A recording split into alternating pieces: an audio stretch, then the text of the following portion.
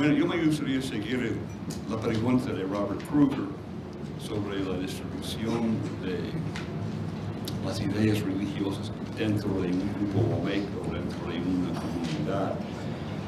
Obviamente estamos tratando en la iconografía de piezas hechas al mando de los líderes de la sociedad. Quizás utilizados por todos, quizás utilizados de vez en cuando por los campesinos, y siempre para los jefes, quién sabe. Esas son las preguntas que tenemos de realmente cómo funciona la religión y la organización social de que habló Susan hoy en la mañana.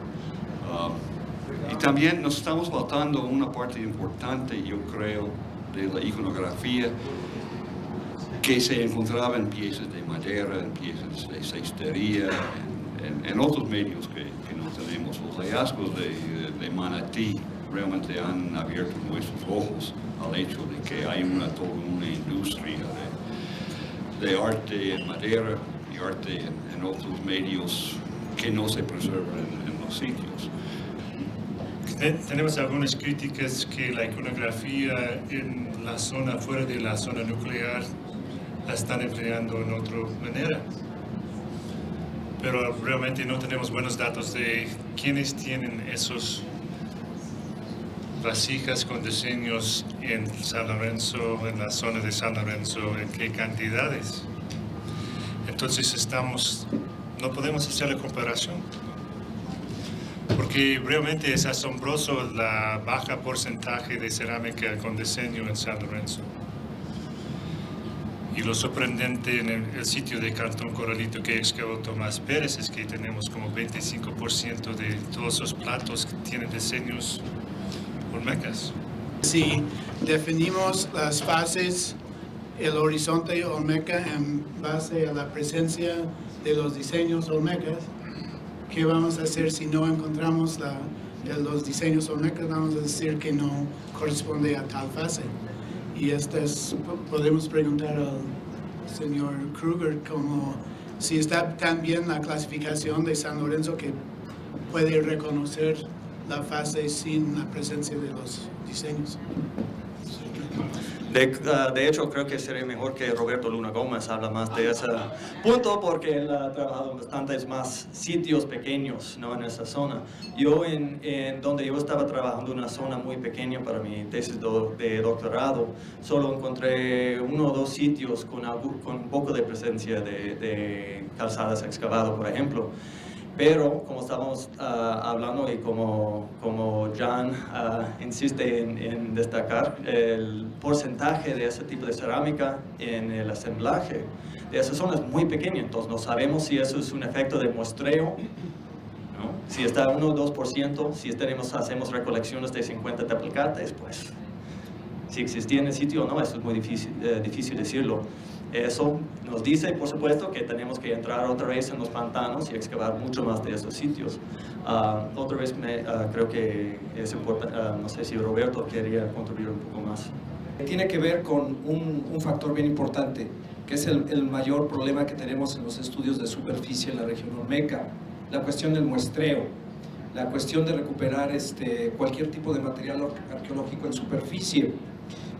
Por lo menos en el área de Medias Aguas, que es una zona que está aproximadamente a 30 kilómetros al suroeste de San Lorenzo, hemos detectado más de 100 sitios. En algunos de ellos, que hemos clasificado como caseríos, y un poquito más grandes, de 1 hectárea, algunos, sí hemos encontrado fragmentos y tepalcates con diseños de calzadas excavado, de limón inciso, algunos también incluso bien tempranos que clasificamos como de la fase Ojochi Bajío. En la clasificación de COIDIL se llama Tatagapa Red. Ahora, con la nueva clasificación de Simons y otros para San Lorenzo, los hemos establecido como del grupo Conchuda Rojo Especular o... ¿Perdón? Tatagapa Rojo es más tardío. Sí, para fase San Lorenzo.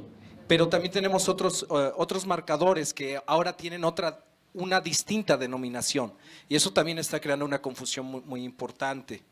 Pero si, respondiendo a la pregunta en forma sencilla, ¿tenemos diseños de calzadas excavados en sitios pequeños alrededor de centros? Sí, pero en porcentaje mínimo. Igual que dice Rob Kruger, a lo mejor el problema es el problema de muestreo. ¿Cuántos temalcates podemos reconocer en sitios pequeños y en sitios con metodología de superficie, sitios que no hemos excavado todavía?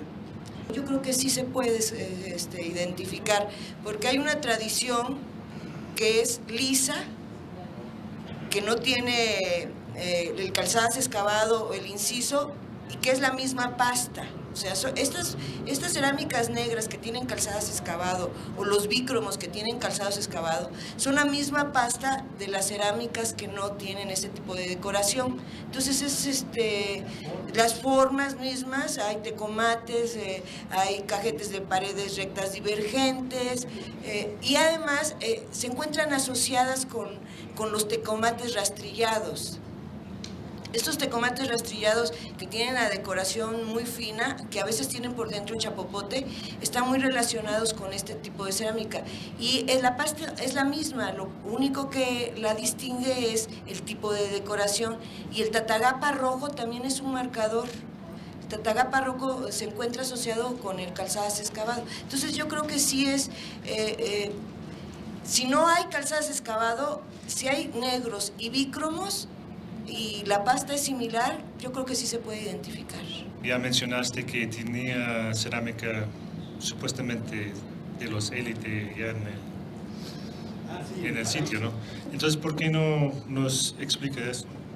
En realidad, para complementar un poquito lo que dice Carmen, como en San Lorenzo mismo, la fase San Lorenzo no solamente está caracterizada por el calzadas excavado, ¿no? Ese es un elemento que ha servido como diagnóstico y muy fácil de identificar en cualquier sitio, pero no es el único.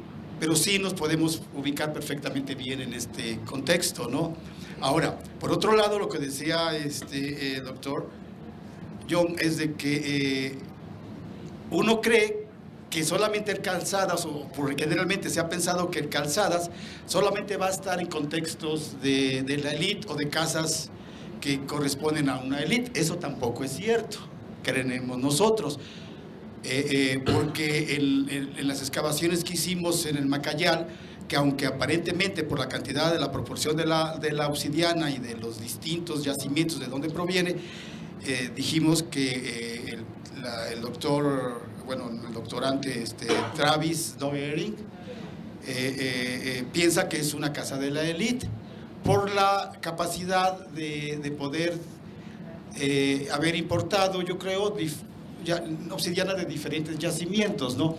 Sin embargo, en la casita en la excavación que hicimos en una parte que debe haber sido un complejo de casas en la islita esta del Paraíso, la cerámica que encontramos allí, pues nosotros pensamos que está en un contexto eminentemente doméstico y son vasijas muy elegantes, muy bien acabadas, de formas incluso diríamos exóticas, extravagantes, raras, que no son tan comunes, ¿sí? Sin embargo, elementos que encontramos en el Macayal, de una casa, vamos a decir, de la clase media, por llamarlo de algún modo, en el Macayal, con una casa de pescadores, que suponemos que debió ser, porque está inmersa en el mero pantano, comparten elementos en diferentes niveles, desde la cerámica, cruzando las figurillas, ¿no? Son muy parecidas, ¿no? Los materiales del contexto del Macayal con los contextos del formativo, con los contextos de la casita que excavamos en el Paraíso, en la isla, ¿no? Entonces, en ese sentido, pues no podemos diferenciar si una cerámica está cumpliendo elementos rituales o corresponde a ciertas ceremonias de la élite. Es difícil, ¿no? Solamente que las encontráramos en situaciones muy específicas, como de entierros o algo cumpliendo otra función más relacionada, o que pudiéramos especular o inferir que se trata de ceremonias con un carácter más sofisticado o de otro nivel, que implique otras cosas religiosas o no sé qué, ¿no? pero es difícil en nuestro, por lo menos en el caso nuestro, ¿no? En San Lorenzo se encuentran vasijas completas con decoraciones calzadas excavadas desde áreas supuestamente elites, como es la zona de enterramientos del área A4 Ilmenitas, ahí hacia el oeste de la meseta, en contexto con los enterramientos que tienen Cyphers, que no ha sido publicado esto todavía, más que por la tesis del antropólogo físico Enrique Villamar. Pero también se encuentra este tipo de vasijas, incluso completas, en las lomerías o esta especie de casitas como las que ustedes tienen en el Paraíso y la Abundancia, en los sitios excavados en la planicie norte de San Lorenzo, que es el trabajo de investigación doctoral de Anthony Vega. Entonces podemos decir que la cerámica calzadas excavado no es un marcador para definir espacios, ni élites, ni rurales, etc. Ahora, otro punto que es importante y que me parece que el trabajo de Ann Cyphers para la creación de una nueva tipología para San Lorenzo es tratar de hacer menos complicado la identificación de algunos marcadores supuestamente olmecas. Ella ha definido un nuevo tipo que se llama tipo tigrillo y que incluye a calzadas excavado, limón inciso, cocción diferencial, no como tipos cerámicos, sino como tipos de decoraciones de un tipo cerámico llamado tigrillo, que está identificado principalmente por su pasta, superficies oscuras o por cocción o por zonas de cocción diferencial, desgrasante de fino a medio, etcétera, etcétera. Y sobre esto de lo que tú dices de la posibilidad de identificar marcadores cerámicos, pues en 1978 tú escribiste un artículo sobre la cerámica por cocción diferencial en los Tuxtlas, ¿no? Entonces creo que eso podría responder muchas cosas. Efectivamente, el bícromo diferencial se inicia desde el formativo temprano o posiblemente un poquito antes, más bien como cerámica manchada, con manchas dispersas en el cuerpo de la vasija, y tiene un desarrollo y una prolongación muy larga. Si uno no está familiarizado con esta cerámica, fácilmente se puede confundir el bícromo del formativo tardío con el formativo temprano. Es bastante complicado, ¿no? O sea, claro que todo se tiene que cruzar, los datos, ¿no? Para poder tener cierta certeza en qué fase vas a colocar los materiales, ¿no? Pero sí, efectivamente, yo creo que en Chiapas, por ejemplo, el bícromo diferencial tiene una tradición bastante larga. Santa Marta, no me acuerdo cómo se llama el sitio, llega hasta el clásico temprano. Entre zapotes, nosotros lo hemos encontrado, Cris lo encontró en Besuapan, también asociado ya con las cerámicas naranjas finas. Claro, son otras formas, hay la imitación que llamamos nosotros de bícromo diferencial, que más bien es una cerámica pintada, que está imitando la tradición blanco y negro original, digamos. El mero blanco y negro diferencial es la pasta fina, que probablemente es con mucho caulín y que permite lograr por cocción diferencial el blanco y el negro bien delimitado, ¿no?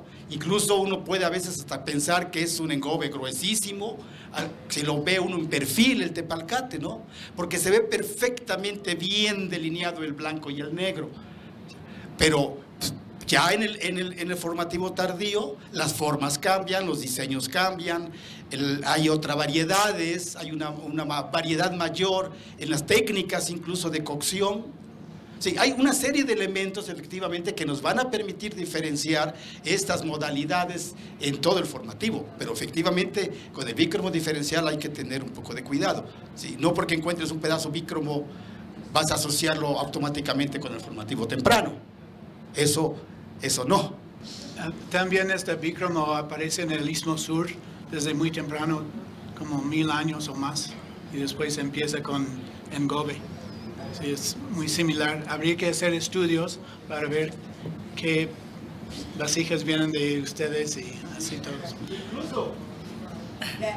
Pero quería decir otra. Esto no era el punto. El punto era una pregunta si se puede diferenciar en alguna manera calzadas, ¿cómo se dicen? Excavada y limón inciso en términos de formas de vasijas o cronología o parece que son contemporáneos. Son contemporáneos, yo creo. ¿Y algunos no son más grandes que otros o hay un rango de...? Bueno, creo que habría que hacer todavía un análisis más detallado.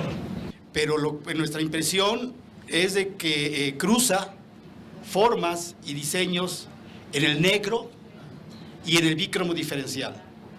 ¿Sí? No es, digamos, distintivo el calzadas del negro.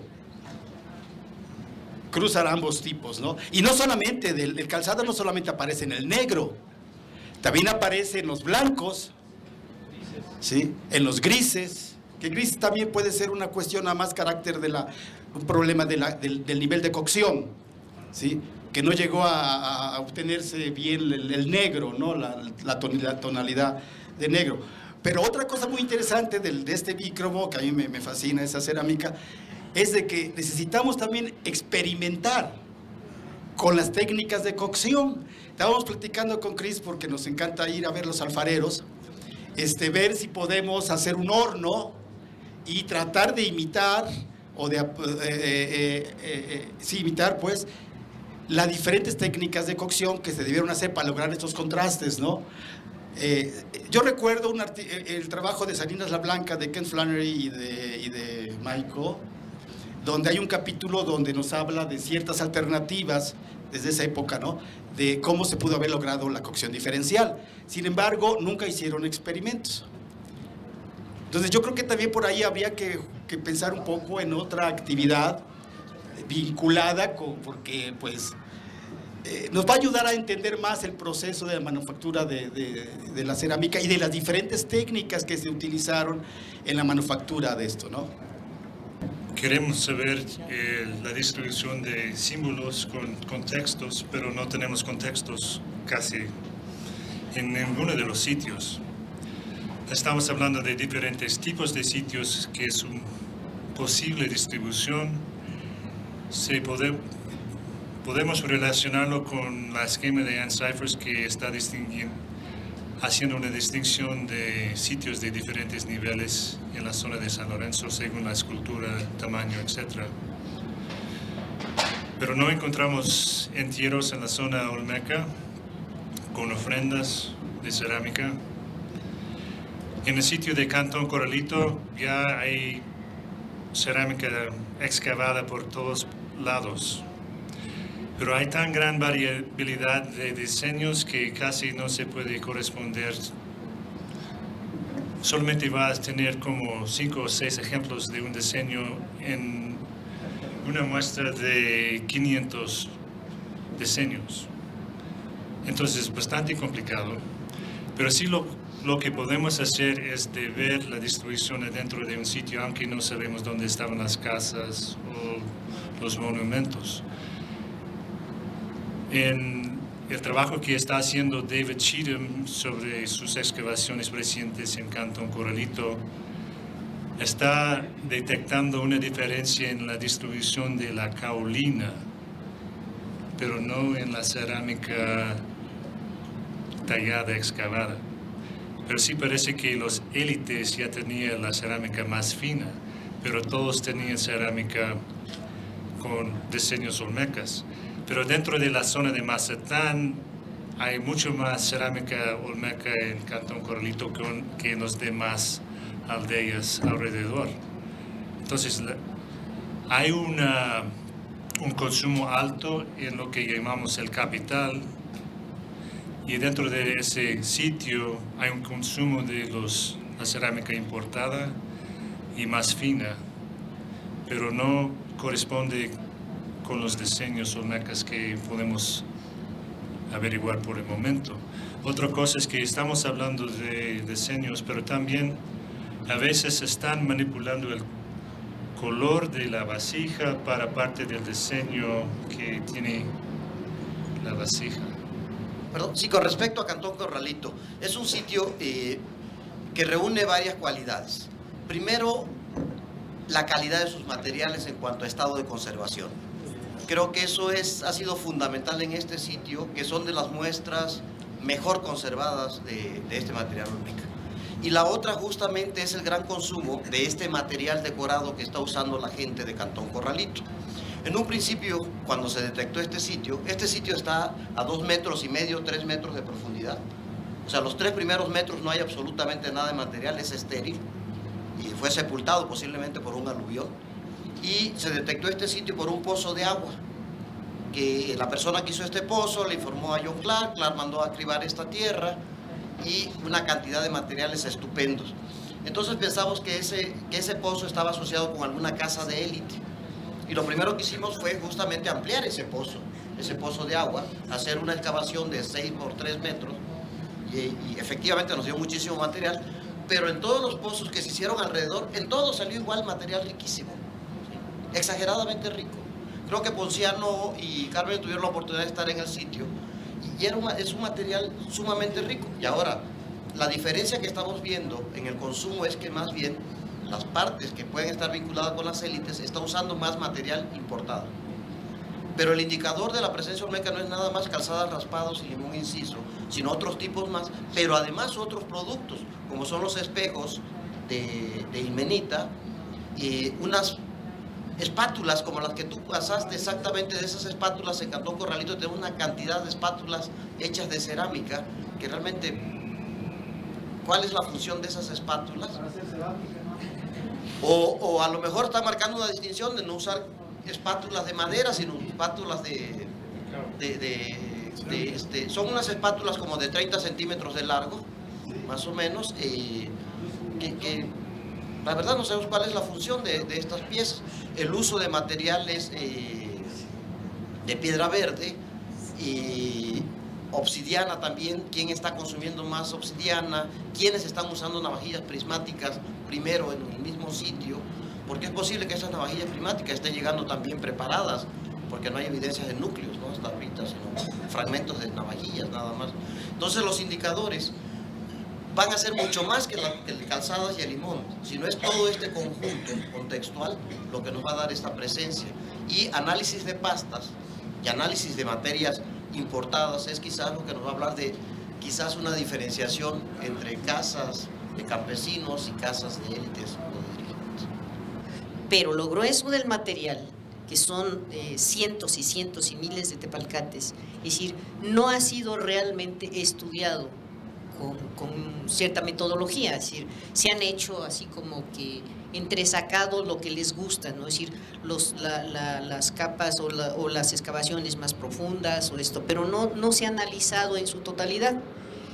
Me di a la tarea, es decir, pedí dinero para empezar a hacer el análisis de la cerámica. Yo era anticeramista, pero después de trabajar en Xochicalco y ver las maravillas que se están armando con la cerámica, me puse a analizar, me puse a trabajar con los materiales. Estoy armando varias vasijas, es decir, llevo ya alrededor de unas 25 vasijas en diferentes formas, pero al analizar, es decir, al empezar a revisar y a hacer el estudio de los materiales, yo encuentro que el material, por ejemplo, el blanco, tiene diferentes, es decir, hay diferentes pastas. Rosa dice que tiene una, yo encuentro diferentes pastas, pero a su vez yo siento que la cerámica que puede llamarse de importación está siendo imitada en la localidad con otro tipo de pasta, pero con el mismo acabado y el mismo diseño.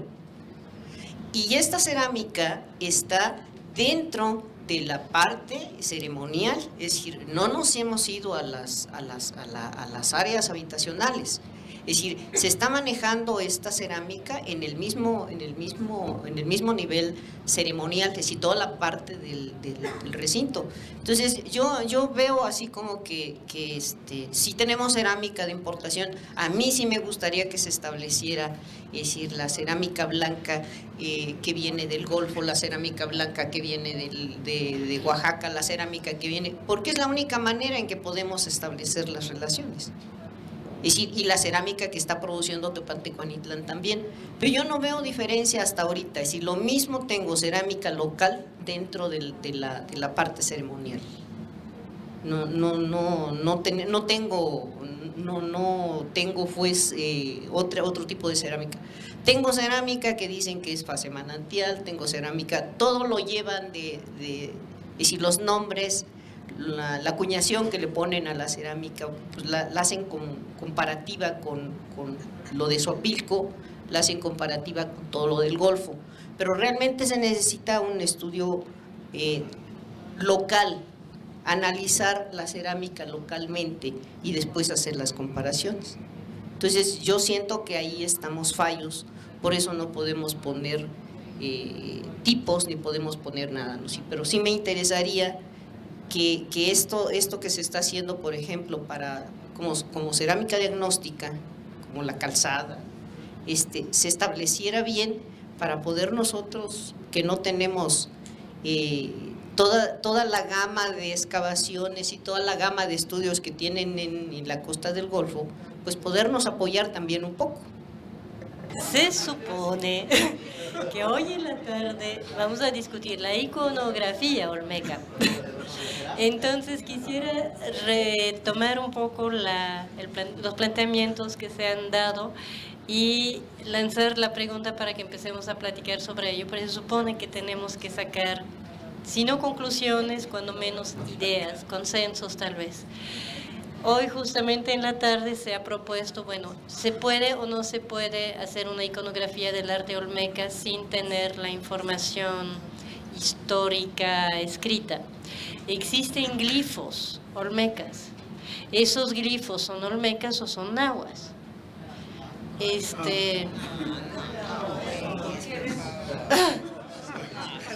No. Hay un discurso legible.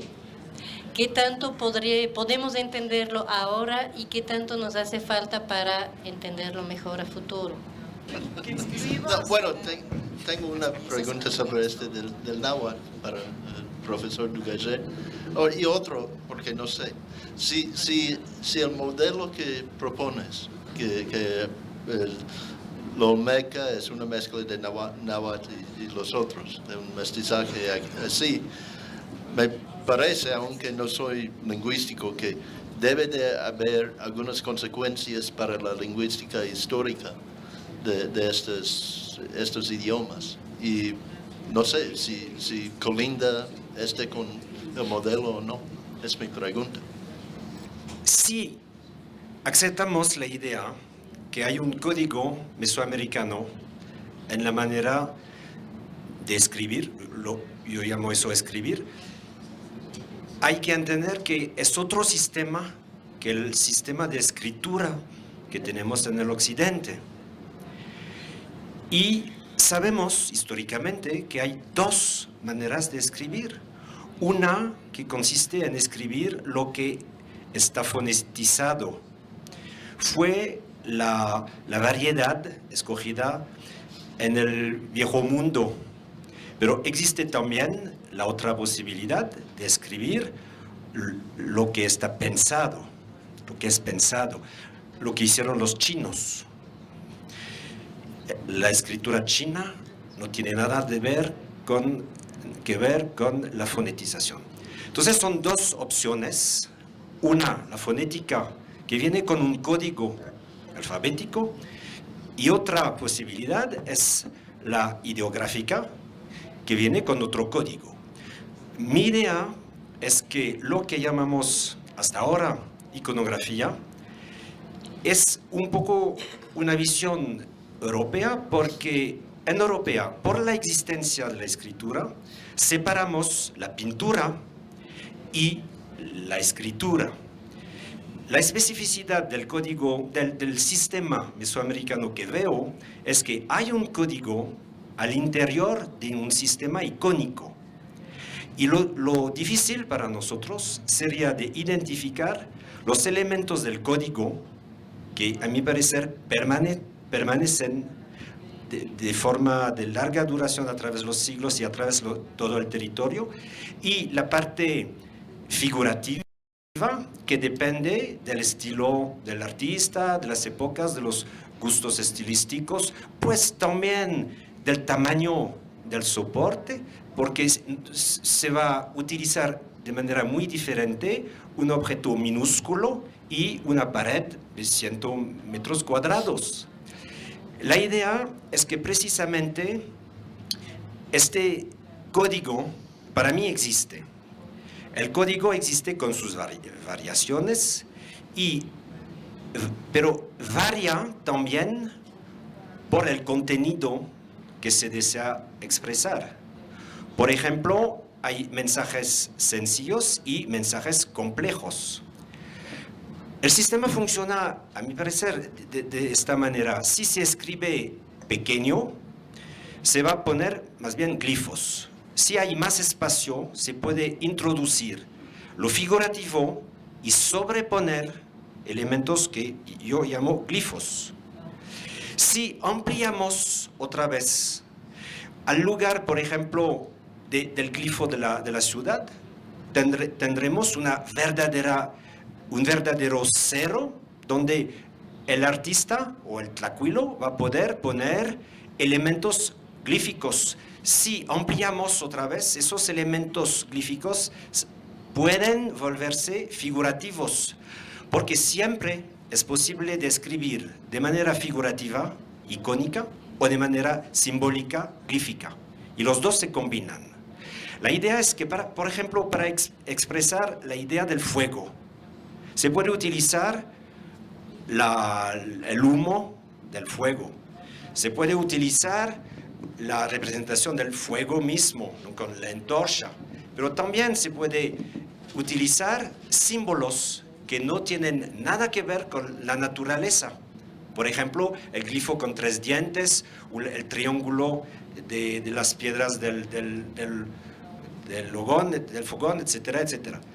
Y eso es la dificultad, porque el artista o el escritor o el tlacuilo, porque es la misma cosa, ¿no? En náhuatl, ¿no? El tlacuilo es el que escribe, es el que pinta, porque se escribe pintando, ¿no? Entonces el tlacuilo puede utilizar varios signos para expresar una sola idea. Lo importante en la historia es que el idioma no tiene ninguna importancia, porque el mensaje pasa a través de la idea.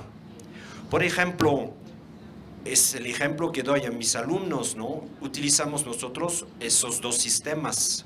Lo ideográfico lo utilizamos con la numeración. Cuando se escribe la cifra 2, se puede, el mismo signo 2, se puede leer 2 en español, 2 en francés, ome en náhuatl, etcétera, etcétera. Cada uno puede leer el símbolo en su idioma. Entonces, si aceptamos la idea que hay un código mesoamericano de escritura, sería un código ideográfico, entonces la vinculación con el idioma sería muy secundario, porque no hay necesidad de pasar a través del filtro del idioma para entender el mensaje. Y mi idea, para terminar, sería que precisamente el hecho de que se ha escogido utilizar lo ideográfico era precisamente por la presencia de varios grupos que hablaban varios idiomas. Con el sistema ideográfico se puede escribir y cada uno puede entender porque lo van a leer de manera mental en su propio idioma. Más o menos eso es lo que digo. Pero me refiero a los idiomas que como ahora están hablados y la reconstrucción de la lingüística o histórica de los idiomas antiguos. ¿Debe de ser consecuencias del modelo para eso? Es incorrecto y creo que metodológicamente puede llevar a mucha confusión cuando, el hecho de confundir lo que es iconografía con lo que es escritura. Se ha desvirtuado mucho en Mesoamérica en general el término escritura, el término fonetismo, el término ideografía, el término de texto escrito. Se puede aceptar a lo mejor como retórica hablar que una representación iconográfica es como un texto que se puede leer entrecomillado, pero igual que el registro arqueológico es como un texto en el cual el tepalcate es como un fonema que el arqueólogo arma en un texto y lee. Eso es una retórica. O sea, en realidad el código iconográfico en cuanto a sistema de codificación y de descodificación es completamente distinto a lo que es el código escrito, en el texto escrito, que siempre está atado a la lengua. Incluso cuando se habla de logografía o ideografía en Mesoamérica y se piensa en semasiografía, es decir, un signo que puede ser entendido o leído en cualquier idioma, eso es absolutamente incorrecto. No hay ninguna escritura en el mundo semasiográfica. Una escritura, si es una escritura, y hay signos de escritura, no iconos, o sea, un signo es una cosa y un icono es otra cosa, siempre está atado a una lengua. Incluso un logograma, incluso el logograma 2, que en principio uno puede, o sea, que aislado, o sea, si ahora arrojamos un papel al suelo con el 2 escrito, por supuesto puede, descontextualizado, en su idioma cada uno, ir a interpretarlo, o sea, pues de 2, to, de, es eso lo que sea. Pero cuando está inserto en un texto, el escriba pretende que se lea solo en una lengua. Eso se comprueba en cualquier escritura en Mesoamérica precisamente por el funcionamiento. Complementación fonética que está indicándonos que precisamente eso no se lee en cualquier idioma, sino en un idioma en concreto. En mixteco o náhuatl o maya no es correcto que haya una escritura en Occidente, del Viejo Mundo, y que sea una escritura fonética, y haya otra escritura iconográfica o ideográfica en América. La experiencia que tenemos, porque al menos si hay una escritura que se ha podido descifrar en Mesoamérica, es el caso de la escritura maya. El funcionamiento, el que ha resultado, es que es una escritura normal, como otras escrituras en el mundo. Es una escritura de tipo logosilábico, igual que el sumerio, egipcio o hitita jeroglífico. Si es una escritura y tiene que funcionar igual que otra escritura. O sea, es igual. Entonces, la metodología para abordar ese tipo de información o textos es una metodología que es igual al Viejo Mundo. Es como si en arqueología se pretendiera, no, que una cosa es el tipo de deposición de materiales en el Viejo Mundo y hay una arqueología en el Viejo Mundo, pero que en América es otra cosa. Es otro tipo de material, a veces sin material, es otro tipo de metodología arqueológica y en realidad no. El mismo hecho se estudia con una misma metodología y tecnología, incluso en interpretación, y creo que es muy confuso el confundir iconografía con escritura. Y creo que incluso en retórica, tendríamos que evitar eso, e incluso intentar evitar llamar a un elemento icónico en una representación iconográfica glifo, porque glifo es otra cosa, es un grafema, y es completamente distinto el sistema que tiene de lectura.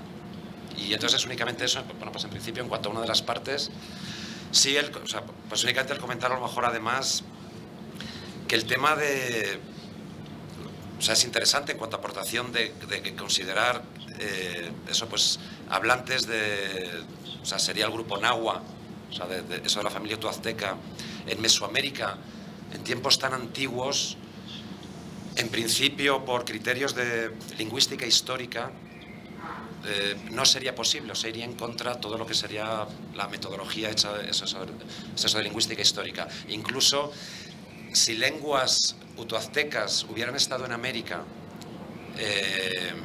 desde el formativo preclásico o estadio 1, realmente deberíamos esperar más diferencias entre las lenguas nahuas que hay en general en Mesoamérica y no incluso, cuando se habla con especialistas en ese subgrupo, que en realidad se habla de dialectología. Eso, incluso el pipil, es eso de Centroamérica, pertenece a Nahua.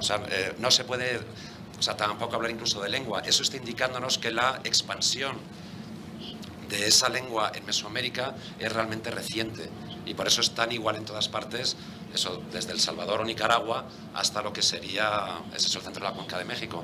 Y es un asunto, bueno, pues es eso de lingüística histórica, a considerar.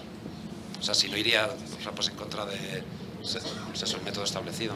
I think that part of the confusion of your particular paper was that using the word Nahuatl to signify there is no question that in Mesoamerica we certainly have many traits that we can trace over time, and we can see them change from one kind of shape into another, and that's why it is a culture area, is because there's so many things that are changed, and the role of Nahuatl speakers or Nahua speakers in Mesoamerica is certainly an interesting topic, but it doesn't clarify anything to call everything Nahuatl. Hay una escuela de pensamiento por la cual la palabra escritura es simplemente cuando los signos están dispuestos según una disposición coherente, por ejemplo en columna o en una alineadas en hileras. Son pictogramas, ideogramas, es una escritura ideográfica, pero ya esta escuela habla de escritura, se usa la palabra écriture. Bueno, eso en la literatura francesa, no sé, en otra, probablemente en otra. Y por la segunda escuela, que es mayoritaria, es verdad, hay escritura solamente cuando hay el fonema, no sé cómo se dice en y en todo lo que he leído, lo siento mucho, pero hay muchas definiciones de lo que es una escritura. Pero de esa cosa que haya una teoría en Francia que esté diferente de lo que pasa en Estados Unidos. No, yo estoy hablando, no de mis expertos, estoy hablando de otras personas. digo sencillamente. Estaban hablando que sea escritura. Es eso, si es un problema de vocabulario, se puede cambiar. Porque si escritura es el problema, la palabra, yo insisto y reitero, hay esta ambigüedad ya en los diccionarios franceses. Pero a mí se me hace que es importante reconocer que la religión olmeca, incluyendo la iconografía, no sé qué otras cosas indican la iconografía aparte de la religión, porque sí hay otros aspectos. Pero no eran los olmecas quienes inventaron esa religión, simplemente eran los primeros ponerlo en medios, sobre todo de piedra y de cerámica, medios que han durado y que nosotros como arqueólogos encontramos. Y yo creo que esas ideas son mucho más antiguas, quizás había representaciones mucho más antiguas que no estamos encontrando y que algún día vamos a encontrar. Pero yo creo que hay que reconocer la unidad de los grupos nativos en las Américas en ese asunto. Y es cosa que ni siquiera los antropólogos lo han hecho. Y el público, olvídate. Bueno, ya. No sé si venía a caso o no. Quiero recordarles que hubo una mesa redonda en 1972 que se llamaba, de la Sociedad Mexicana de Antropología, que se llamaba Religión o Religiones. Y precisamente era una serie de ponencias y discusiones que abarcaba, tal como lo has dicho, las Américas, desde el norte hasta la Patagonia. Y se encontró que había, tal como lo mencionas, un núcleo de pensamiento similar con una serie de variaciones tremendas en la forma de expresarse y a través del tiempo y del espacio. Según lo que dijeron en la escuela de mito y rito, ¿no? Supuestamente los ritos son los más conservadores, o sea, la práctica sería lo más estable, mientras que los mitos pueden variar bastante. Y acabas de decir que pues tenemos una religión americana, pero las prácticas varían. Entonces, ¿qué es lo que queda estable?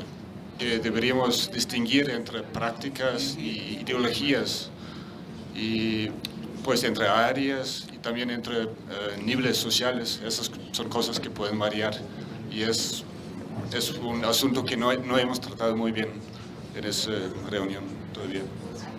Bueno, eso nos llega al punto que no quise mencionar en mi ponencia, que ni sabemos qué queremos decir por religión o ideología. Ese es un gran pantano, ¿no? Es que creencias, prácticas, rituales. Si vamos a hablar de la religión olmeca, primeramente vamos a llegar a un acuerdo de cuál vamos a llamar una religión. Gran tradición, pequeña tradición. Pero para mí la religión olmeca, y lo que han propuesto varios, es que fue la creación de dioses. Y anteriormente solamente tenía fuerzas naturales, ¿no? porque creo que los olmecas sí inventaron algo nuevo y no solamente un arte que acompañaba conceptos viejos de los cazadores y recolectores de los tiempos de Clovis, ¿no? I don't know that we can necessarily say that the rites or practica is going to all the time remain more conservative. I think that under certain situations that belief will remain conservative, but practica has got to change in the face of other influences. I mean, we can't always do things the way that we may have traditionally done them, even though we may hold to our traditional beliefs. And so I think that there has to be some play in that, and that we may not be able to say that because practica is going to be more conservative, and practica we see quite variable in the new world, that there isn't a larger underlying belief system that's in place, whether we can call it a formalized religion that includes consistency of practice. I don't think we can, but there certainly is an underlying belief system that spans both time and space, and that remains remarkably conservative, even though ways of expressing that belief change dramatically. Sí estamos viendo hoy en día, ¿no?, en grupos indígenas que están siguiendo haciendo rituales muy antiguos, pero algo se ha perdido. O sea, los mitos, en muchos casos, la superestructura, para decirlo. Y eso sí eso sí apoya esa idea de que los rituales pueden ser más conservadores, por lo menos que hay que distinguir, ¿no? Hay una práctica religiosa, probablemente religiosa, cuando menos ideológica, que sí ya sabemos que existe desde muy antes y continúa hasta el posclásico, que es el juego de pelota.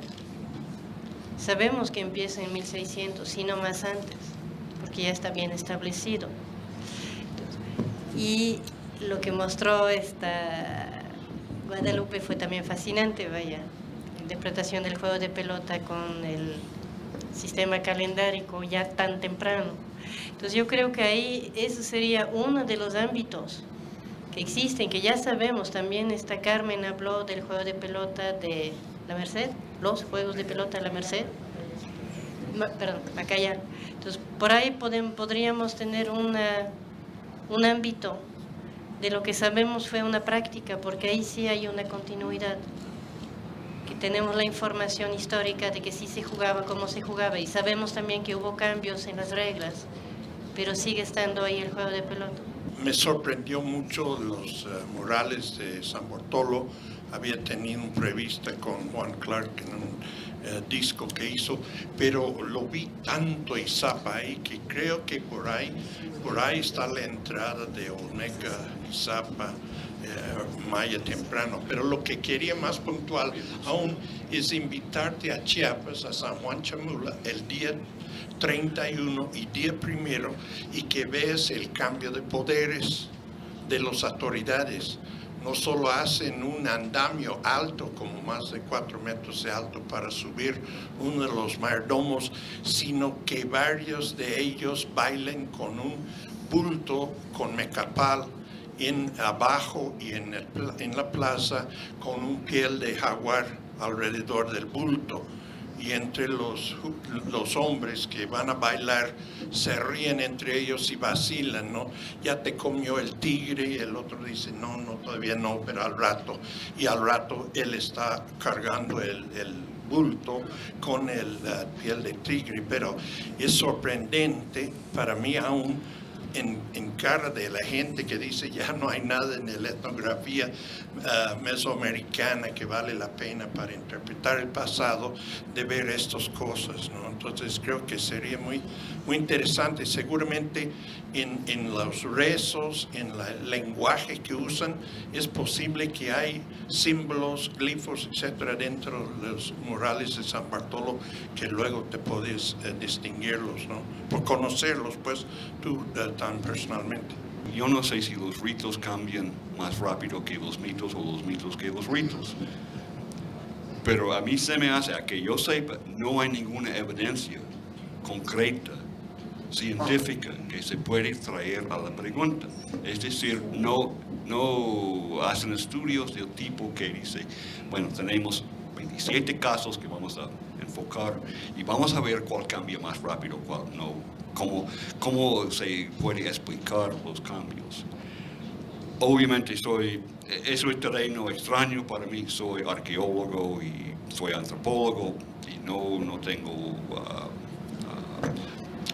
historia de estudios en la historia de la religión, pero esto es lo que yo comprendo de lo poco que he leído y hablando con mis amigos en el departamento de religión en la Universidad de Alabama. Es un estudio humanístico y eso no es malo, muy al contrario, pero tiene que llevarle preguntas humanísticas, no preguntas de ciencia social. Les toca a los científicos sociales aprender suficiente de la historia de religión y luego hacer las preguntas. Yo creo que tenemos un buen ejemplo inevitable con la conquista hispana en Mesoamérica o en las Américas. Y precisamente lo que llamabas de estudios de ciencias sociales o de los sociólogos, estamos viendo que una sociedad que se impone por la fuerza, por la economía o por cualquier otra razón, es la que domina y hace los cambios, no solo políticos, sino mentales, y en esto está la conceptual de la religión. Hay una palabrita que se nos olvida mucho, que es la simbiosis, en donde se conectan las viejas creencias, los viejos conceptos con los impuestos.